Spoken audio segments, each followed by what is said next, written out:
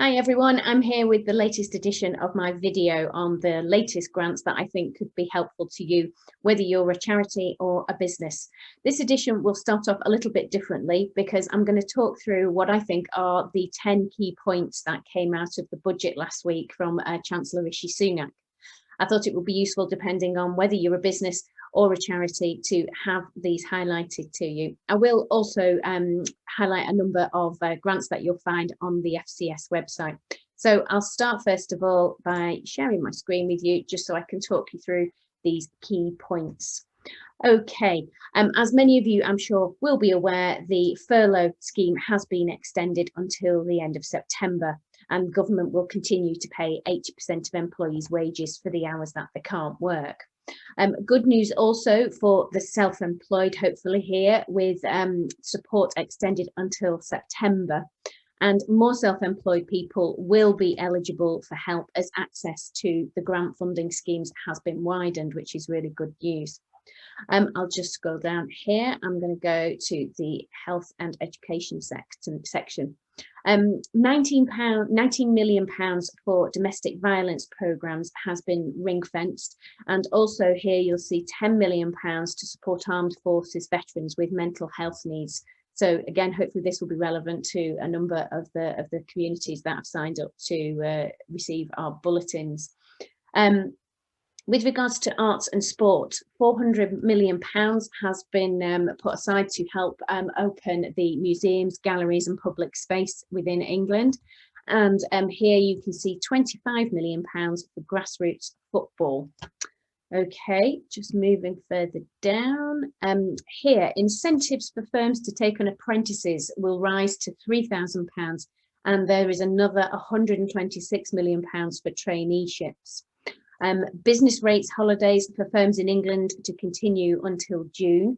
This one of particular interest, I think, is the £5 billion programme for restart grants for shops and other businesses that were forced to close. And just here at the end is £6,000 for each premises of a non-essential outlet that's due to reopen in April, could be due to you. In addition, there is the £18,000 for gyms, personal care providers and other hospitality and leisure businesses. So there's quite a lot in there, and I do hope this is going to be of some great help to many of you. As soon as those funds start to trickle through the various different bodies, we will be making sure that we list those on the FCS website. So I would highly recommend you signing up to the FCS bulletin. You can see it just here on our homepage. You click the button, it'll take you through to the form. So enter your details, and that way you will receive it every week. And that way, hopefully, you won't be missing out on anything. Okay, I'll just move on to the three grants that I'm going to highlight to you today. The first is the Enterprise Development Programme from the Social Investment Business Programme. I'll just take you back to the website, share my screen with you. So as ever, go to grants, new grants, and all the funds that I'm highlighting you will find on this page. So here we are, Enterprise Development Programme. Okay, so this is for organisations, social enterprise organisations can apply onto this programme, and you will work alongside the relevant sector lead to outline a package of support that best fits your specific needs. At the moment, this is relevant to the mental health, youth and equality sectors. And the package of support is really quite comprehensive and generous, as you can see here. I think one of the most attractive features is that grants of up to £30,000 can be awarded, and this is for either feasibility or development projects. So there is a deadline here of the 19th of March, and that is actually just an expression of interest.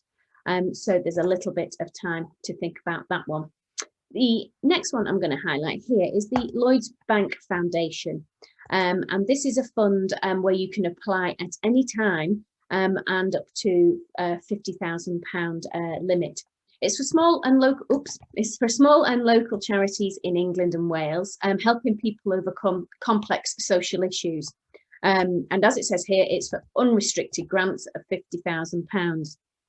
Okay, I'm just going to take you to their website because it's got a really, really useful guide to the different kinds of issues and sectors that you might be working in. So if you scroll down here on their website, there's 9 different complex social issues that might describe the area in which you work. So this could help you decide whether this is a fund that you could potentially apply for.